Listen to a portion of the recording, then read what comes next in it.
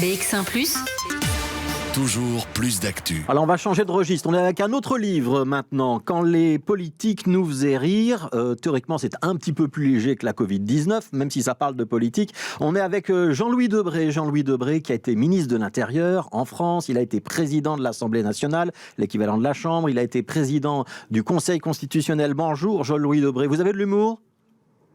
J'espère, oui. Ouais. J'espère que sans humour, c'est très triste.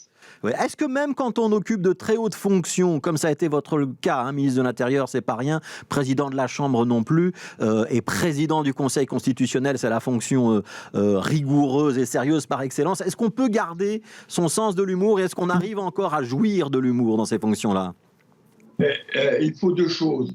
Il faut de l'autodérision, accepter qu'on rit de vous, mais l'humour, surtout en politique, est essentiel. Sinon, on prend la grosse tête. Ouais. Alors, c'est un ouvrage qui revient sur un certain nombre de déclarations. C'est beaucoup la politique française, mais il y a quelques exemples internationaux. On parle de Churchill notamment, mais c'est beaucoup la politique française. Ça remonte assez loin dans le temps. On a plusieurs citations de Clémenceau, d'Edgar Faure, etc. Et si j'ai bien compris, ce que vous nous expliquez, c'est que ça se perd, l'humour en politique. Comment est-ce que ça se fait qu'on est moins drôle aujourd'hui ou qu'on a peut-être moins d'autodérision, pour reprendre votre terme, aujourd'hui qu'avant, au moins en politique française ? Il y a beaucoup de raisons. D'abord parce que je pense que les hommes et les femmes politiques ont beaucoup moins de culture qu'ils en avaient il y a quelques années. Deuxièmement, maintenant, à l'Assemblée nationale, à la Chambre en Belgique, la télévision est présente. On prend tous les mots. Et puis, de cette télévision en présence, la politique est devenue un métier du spectacle. Et ce métier du spectacle, il est faussé par deux choses.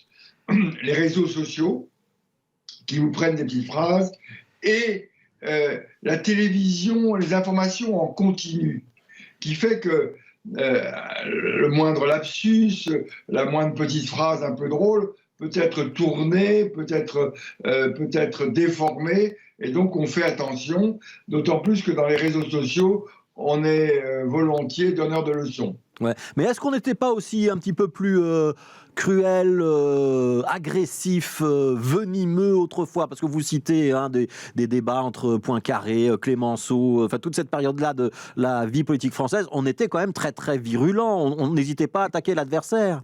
C'est vrai, mais depuis toujours, et encore il y a quelques années, l'humour en politique est une arme et un moyen. C'est une arme pour déstabiliser son adversaire, pour le mettre dans une situation médiocre. Par exemple, quand Barre disait de Mitterrand, attention, tonton veille sur vous. C'était immédiatement pour ridiculiser un peu son adversaire. Et c'est aussi un moyen. C'est un moyen pour rassembler celles et ceux qui sont autour de vous en les faisant rire. Et aujourd'hui, si vous voulez, les politiques ont des discours bien écrits par des collaborateurs. Jadis, on improvisait. Ouais. Vous qui avez été président de la Chambre, est-ce qu'il y a des députés qui vous font rire ou dont vous savez, quand ils montent à la tribune ou quand ils prennent la parole, qu'on leur allume le micro, que vous avez passé un bon moment ? Oui, il y avait un député très connu qui s'appelait André Santini. Par exemple, un jour, à la suite d'une interpellation que j'avais faite du garde des Sceaux, où Arpaillant, j'avais dit au garde des Sceaux, au ministre de la Justice, vos prisons sont des poissoirs, il y a eu 52 évadés, et il a fait un lapsus, et il a répondu, non, il y en a eu 52, mais on en a repris 53. Ouais. Et à ce moment-là, Santini déclare, quelle est la différence entre Saint-Louis et le ministre de la Justice, Arpaillange? Saint-Louis rendait la justice sous un chêne et Arpaillange comme un gland. Voilà, quelques-unes des petites saillies. On va faire un petit blind test si vous voulez, parce que j'ai feuilleté l'ouvrage. Qui a dit « ce n'est pas la girouette qui tourne, c'est le vent » ? Formule très célèbre. C'est Edgar Faure. Ouais, c'est Edgar Faure. À Edgar Faure, à qui on doit aussi une autre très très bonne formule. Voici que s'avance l'immobilisme et nous ne savons pas comment l'arrêter, en parlant là de ces contradicteurs. Edgar Faure qui a dit quelque chose de très vrai. La réforme fiscale, tous les gouvernements parlent de réforme fiscale. Et il dit, qu'est-ce que c'est que la réforme fiscale? La réforme fiscale, c'est quand vous promettez de réduire des impôts sur des choses qui étaient déjà taxées depuis longtemps, et que vous en créez de nouveaux sur ce qui n'était pas. Et un autre personnage intéressant qui s'applique bien à aujourd'hui, il s'appelait Queuille, c'était un président du Conseil sur la 4e, qui disait « La politique aujourd'hui n'a pas pour objet de régler les problèmes, elle a pour finalité de faire taire ce qui les pose. » Ouais. Alors, il y a beaucoup... Vous voyez que par l'humour, on peut faire passer des messages. Il y a beaucoup de citations de ce genre-là. Il y a des citations de Mitterrand, des citations de Chirac, des citations de Georges Marchais, évidemment, qui était le bon client en télévision par excellence. Je cite quelqu'un qui est beaucoup moins connu, Édouard Barth. Il était pharmacien et il répond à un interlocuteur « C'est vrai, je suis seulement un pharmacien de 2e classe. Mais vous êtes un con de première. » Voilà, il y a ce genre de citation. J'ai envie de vous demander quand même, Jean-Louis Debré, c'est très français. Est-ce que le rapport de ce que vous connaissez de la Belgique, est-ce que le rapport des Belges à la politique va être le même? On aurait pu... Bon, j'imagine que vous avez feuilleté en long et en large les annales parlementaires, le journal officiel, les archives des différents journaux pour écrire ça. Il y aurait la matière pour, dans d'autres pays qui n'ont peut-être pas le même rapport à la politique, ou cette alliance humour et politique, c'est très français? Je crois que c'est français, mais...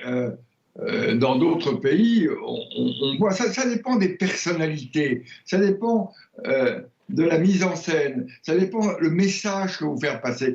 Quand j'écoute aujourd'hui les politiques, qu'est-ce qu'ils sont ennuyeux, ils font pleurer de tristesse. Vous les voyez, ils font des phrases. Et finalement, quand vous éteignez la télévision ou la radio, vous vous dites, qu'est-ce qu'ils ont dit? Eh bien, vous en souvenez pas. Mais quand vous avez une phrase pleine d'humour, vous en souvenez. Quand Clémenceau dit en politique, on ne ment jamais tant qu'avant les élections ou après la chasse. On se souvient.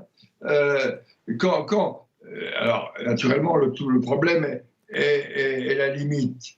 Et aujourd'hui, on tolérait moins de choses. Mais voilà Giscard, qui est à la tribune de l'Assemblée nationale, qui fait de grands discours sur les statistiques. On ne comprend rien.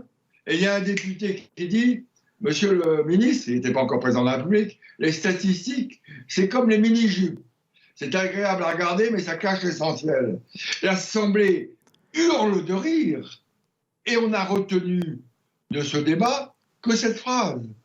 Et qui, en même temps, décrédibilise celui qui a prononcé un grand discours sur les statistiques, parce qu'on dit, mais il a raison, finalement, avec les statistiques, on berne le client. Voilà, et il y a plein de phrases comme ça dans cet ouvrage, par exemple, l'homme du passé et l'homme du passif, lors d'un débat présidentiel. Il y a beaucoup de citations. Merci beaucoup, Jean-Louis Debré. On raconte aussi comment les hommes politiques réagissent à la caricature, que ce soit la presse ou les guignols de l'info en France, et notamment, vous racontez comment Jacques Chirac, dont vous avez été proche, réagissait notamment aux guignols de l'info, qui l'ont très souvent caricaturé. Merci beaucoup, Jean-Louis Debré. Restez humble, sensible à l'autodérision. C'est important, y compris quand on est dans une grande carrière en politique. Ça s'appelle « Quand les politiques nous faisaient rire ». C'est dans la collection bouquins, et donc ça peut être aussi un cadeau de Noël pour tous ceux qui aiment la politique et qui s'intéressent notamment à la politique française. Merci d'avoir été avec nous.